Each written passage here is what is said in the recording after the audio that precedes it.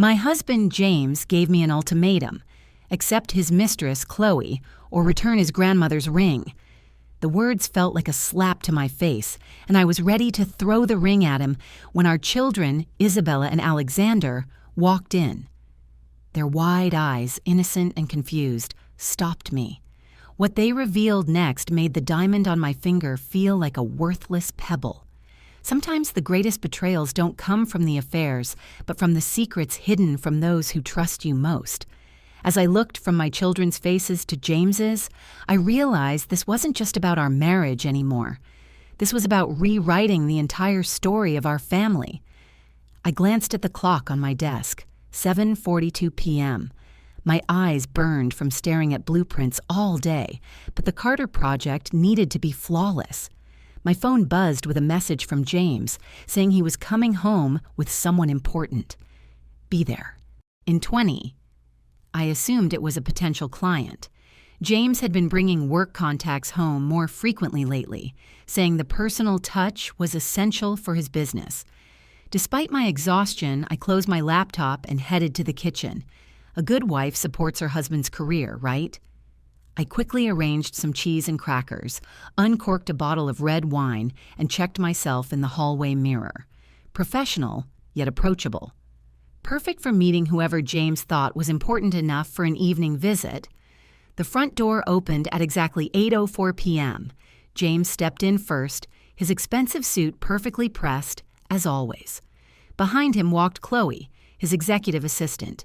I'd met her twice at company events, tall in her early 30s with that effortless grace I never had time to perfect between work and deadlines. "Emily," James said with an unexpected formality, "we need to talk." Something in his voice made my stomach twist. I led them into the living room, my eyes involuntarily flicking toward Chloe, who moved through our home with a disturbing familiarity. She didn't glance around like someone seeing the place for the first time. Instead, she set her purse on the side table, the one where only family placed their belongings. That's when it hit me. The pieces were starting to fall into place. I offered Chloe a glass of wine, trying to maintain a facade of politeness while my mind raced. My fingers shook slightly as I poured, handing it to her with a forced smile. She took the glass without a word, her gaze flicking briefly toward James for reassurance. James, however, wasn't paying attention to her. His eyes were fixed on me, waiting, almost daring me to react to the situation. I couldn't. Instead, I sat down, noticing how Chloe settled beside him on our love seat, the one where James and I used to sit with Isabella and Alexander between us, sharing movie nights, laughing together as a family. "Let's skip the pleasantries," James said, his tone calm but insistent. "I've asked Chloe to join us because we have something important to discuss." My stomach dropped. Something in his voice made it sound so final. It was a statement, not a question. I glanced at Chloe, who met my eyes with an unsettling calm, as if she had done this before, as if she belonged here. My gaze shifted to the framed photo on the side table. It was of the twins' last birthday, a moment I had barely been able to attend due to work. In the picture, James stood at the center, with Isabella and Alexander on either side, while I hovered at the edge, still in my work clothes, looking like an outsider. When had that photo been moved to the front? The ones of me with the children were now hidden behind others. "You and I have built a life together, Emily," James continued, his voice softer now but still firm. "But I can't deny what I feel for Chloe anymore. This connection we have." I felt a sudden rush of cold disbelief. A year? I mentally traced the timeline back to the moment I landed the Carter project, the biggest deal of my career. The project I had worked my whole life for, the reason I had been away from my family so often. "So, this is it?" I asked, trying to steady my voice. "You just decided to move on?" James leaned forward, his eyes narrowing as he spoke again. "Not move on. I'm proposing a solution that could work for everyone." "A solution?" I repeated, tasting the bitterness of his words. "What kind of solution?" James cleared his throat, adjusting himself in his seat. "I've given this a lot of thought, Emily," he said, his voice steady, yet with an edge I couldn't ignore. I'm proposing a solution that could work for everyone. A solution? I repeated the word, tasting the bitterness of it as it rolled off my tongue. I looked at him, waiting for the punchline, but none came. His gaze never wavered, and I felt the weight of his words pressing down on me. Yes, James continued, his gaze fixed on me with unsettling intensity. You and I stay married publicly, but Chloe becomes part of our lives. She won't be hidden away but acknowledged as important to me. My heart raced. A solution? This wasn't a solution. It felt more like an ultimatum wrapped in a bow. You're telling me you want me to accept her? I asked, barely holding back the anger and disbelief in my voice. James shifted in his seat, leaning forward slightly. I respect you too much to keep living a lie, Emily. For the past year, Chloe and I have built something real. I can't ignore it anymore. A year. The word echoed in my mind.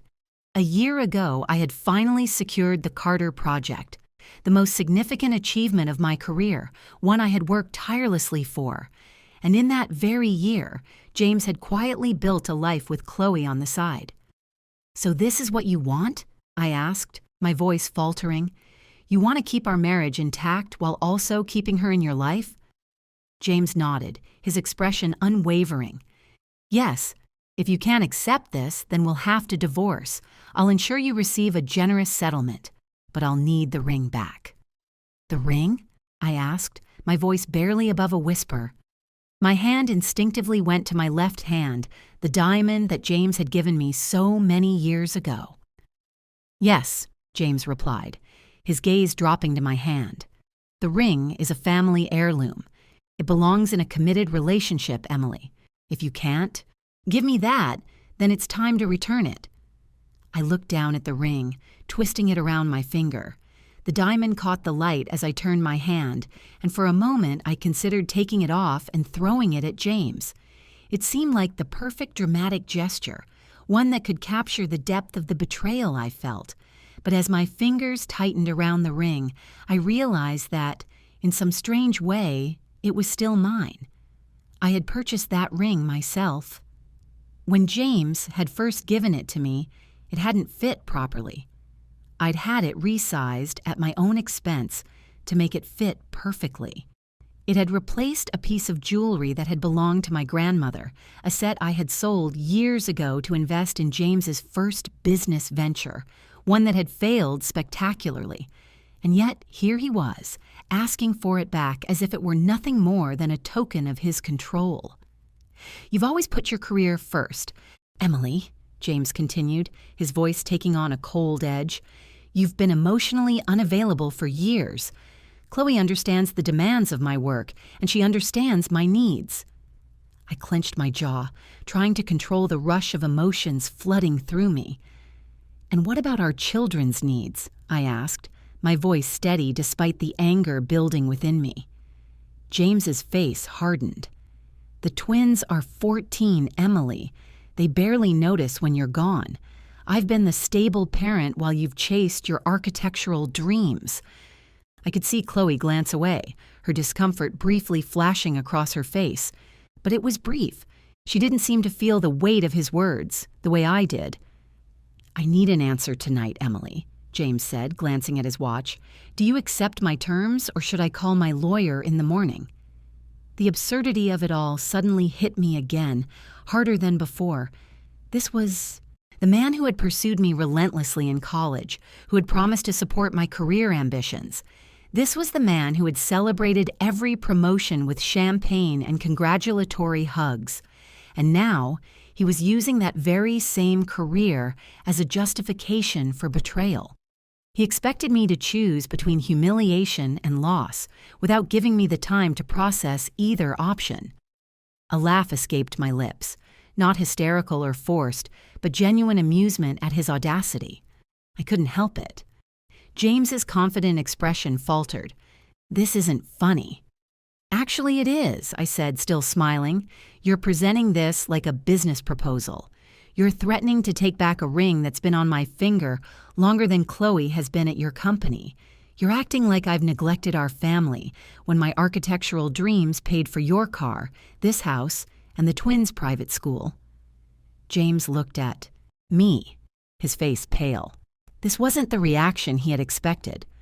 Chloe shifted uncomfortably in her seat, but James didn't seem to notice. He was focused on me, trying to regain control of the conversation. "Chloe has been nothing but supportive, Emily. She's not a part of this to cause trouble." "Chloe?" I repeated, the name bitter on my tongue. "You expect me to believe that she's just been supportive while you've been carrying on an affair?" James's face tightened, and I could see the flicker of guilt in his eyes, though he quickly masked it. "We didn't plan for this to happen, Emily," Chloe finally spoke, her voice soft but confident. "It just did." I blinked, the words washing over me like cold water. How had I missed this? How had I missed her? She'd been here all along, moving through our lives with an ease that unsettled me. And I'd been so focused on my work, on the success of my career, that I hadn't noticed how much had changed in our home, in our family. "Do you think I'm blind?" I asked, my voice rising despite myself. "Do you think I didn't see how you both have been growing closer, right under my nose? And now you want me to just accept this?" Chloe said nothing, but I noticed the slight tension in her posture. She was waiting for James to speak, to explain it all, as if he could talk his way out of this mess, but he didn't have the words. James adjusted his tie, a nervous tic he had when he was avoiding something difficult. "I'm not asking you to accept everything, Emily," he said, his voice dropping to a lower, almost pleading tone. "I just want to be honest with you. I can't keep lying. You deserve the truth." The truth. My heart ached at the word. The truth was that I had trusted him. The truth was that I had sacrificed so much for our family, for him. And now, the truth was standing right in front of me in the form of Chloe, his assistant, his lover. "You don't get to decide what's fair," I said softly, my voice steady now. "You've been making decisions without me for a long time. You've been living a lie, and I've been too busy to see it." James flinched, the weight of my words sinking in, but then he straightened, trying to regain the upper hand. "I've thought this through, Emily. I want you to know that. I've given it a lot of thought, and I think this solution can work for everyone. But it wouldn't work for me. I couldn't just sit here and listen to him justify his betrayal, his lies, as if it were a business transaction. It was a betrayal of everything we had built together. The absurdity of the situation suddenly hit me. Here I was, sitting in the living room of our home, the place I had built and shaped with my own hands, listening to the man I had loved, no, still loved, despite everything, lay out his terms. He wasn't even ashamed. He had come prepared, his words rehearsed, like he was explaining a business deal. "I've given this considerable thought, Emily," James said, his voice low, as if this was the most reasonable thing in the world. "I believe this arrangement can work for all of us." "Arrangement," I echoed, disbelief coloring my voice. "You're telling me this is an arrangement?" James looked at me with a strange calmness, like he was waiting for me to accept what was being offered. The weight of the situation settled over me, and I felt a sudden urge to get up, to leave, to flee this nightmare. But I couldn't. Not with Isabella and Alexander upstairs, oblivious to the storm brewing downstairs. "What about the children, James?" I asked quietly, my voice steady despite the turmoil inside me. "What? About their needs? What about their future?" "They'll adjust," James replied, his words devoid of emotion. "They'll understand eventually. I'll make sure they're taken care of. But this is what I want, Emily. This is the life I'm building." I was silent for a moment, processing his words, the reality of what was happening. I had spent so many years chasing my career, so many nights working late on the Carter project, and now it felt like everything had slipped away from me in the blink of an eye. James was asking me to accept something I couldn't possibly accept. "I can't just go along with this, James," I said, my voice shaking now. "I won't be a part of this lie. Not for you, not for Chloe." James's jaw tightened, the flicker of frustration finally breaking through. "Then we divorce," he said, as though the word meant nothing. "And I'll make sure you get a generous settlement, Emily. But I'll need the ring back." I could feel the weight of the ring on my finger, but it felt lighter than ever before. A token of a life I thought I had, now slipping through my fingers. My thoughts raced, but nothing made sense. I glanced at James, waiting for him to explain himself further, to give me a shred of hope that this was some mistake, a misunderstanding. But there was no mistake. He was serious. The silence stretched between us, thick and suffocating. Chloe shifted in her seat, her presence in the room suddenly more oppressive than before. She was no longer just an observer. She was a part of this, a part of our family now, whether I liked it or not. "I don't think you understand the gravity of what you're asking," I said quietly, my voice steadier than I felt. "You want me to accept the fact that you've been living this double life, that you've built a relationship with her, while I've been working myself to the bone to support our family. Do you understand what you're asking me to do?" James didn't answer right away, and for a moment I thought he might reconsider, might show some sign of remorse. But then he spoke again, his voice cold and final. "This is not about regret, Emily. This is about moving forward. I'm telling you what I want. You either accept it or we end this. It's that simple." His words cut through me, deeper than any argument or fight we had ever had. He was done. This was his decision, and I was the one being forced to make the choice. "Would you like some wine?" I asked, my voice still steady but my hands trembling slightly as I moved to pour it. I was trying to maintain some semblance of control, but it was becoming harder by the second. James's calm demeanor only seemed to make the situation worse. I set the glass in front of Chloe, but she didn't reach for it immediately. She just looked at it, then at me, her eyes full of something I couldn't quite place. Guilt? Sympathy? I wasn't sure, and I wasn't sure I cared. James didn't take the glass either.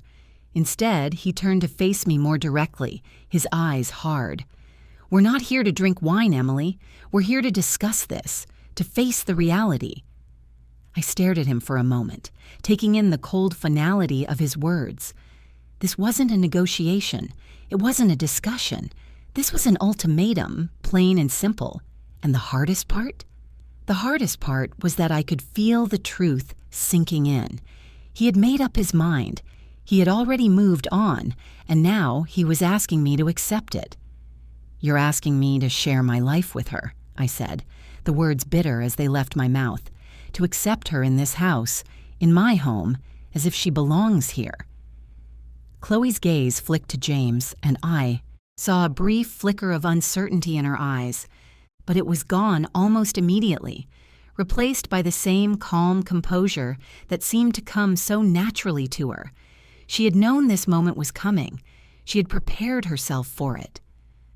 "I never wanted it to be this way," Chloe said softly, "but I'm not the one who's been keeping secrets." I wanted to scream.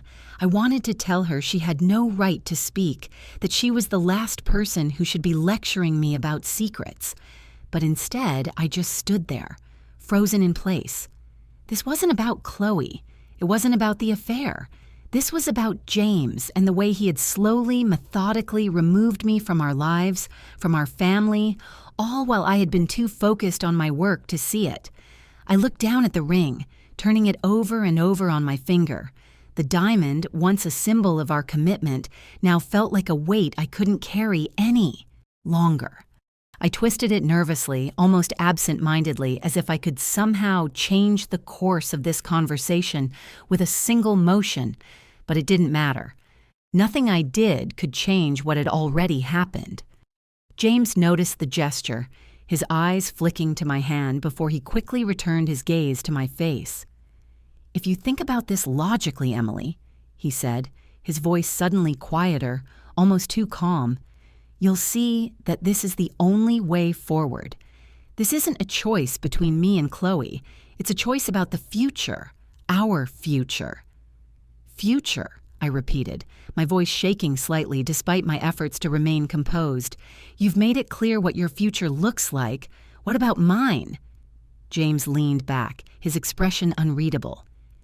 I've always supported your career, Emily. I've always stood by you while you chased your dreams. But at what cost?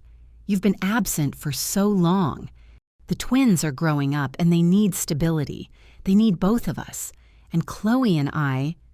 He paused, as if considering his next words carefully. We can provide that.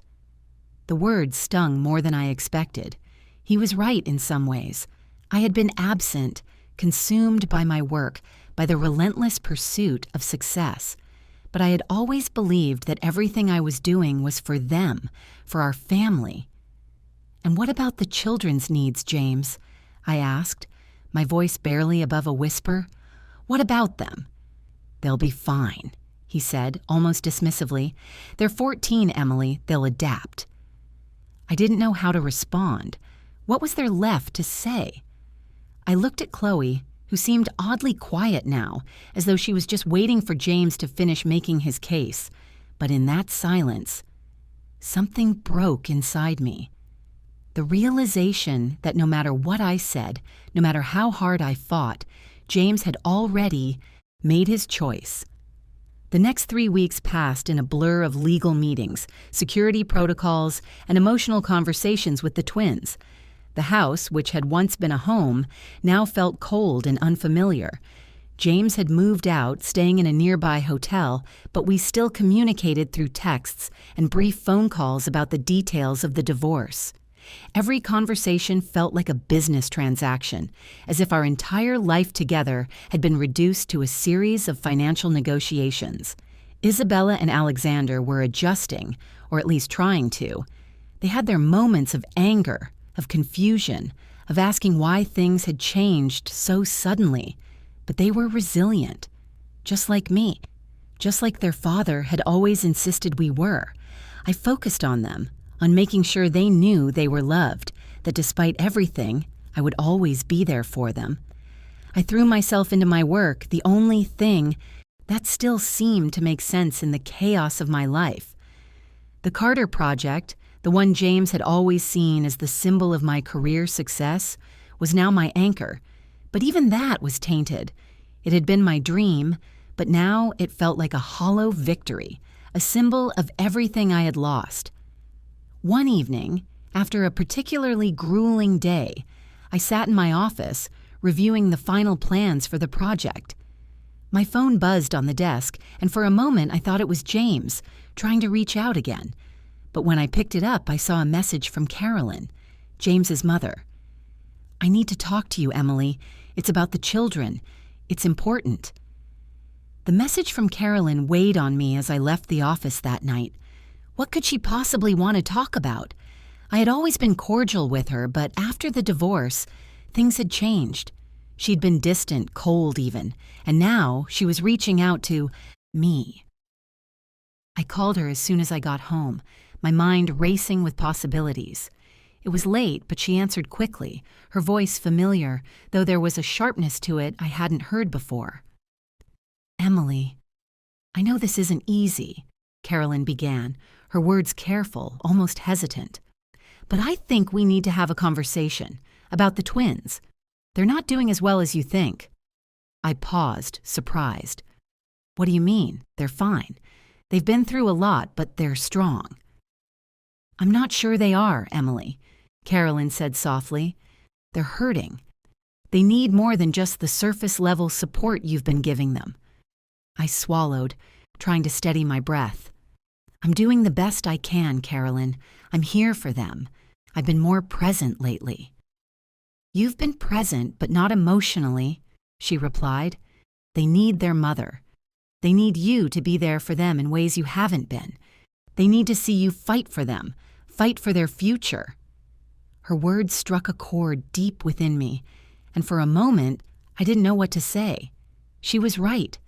I had been so focused on the divorce, on the project, on everything that had gone wrong, that I hadn't given the twins what they needed the most, me.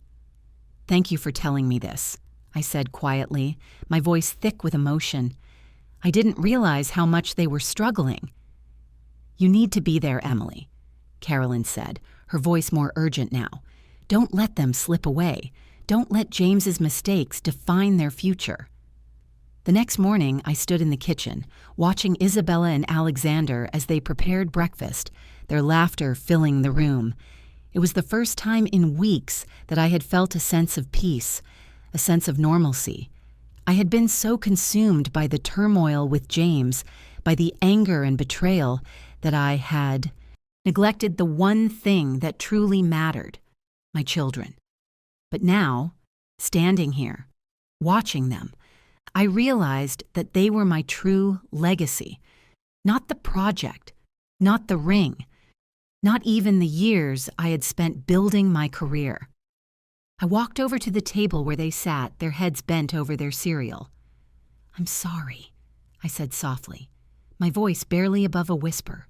"I've been distracted, and I haven't been there for you the way I should have been, but I'm here now. I'm not going anywhere."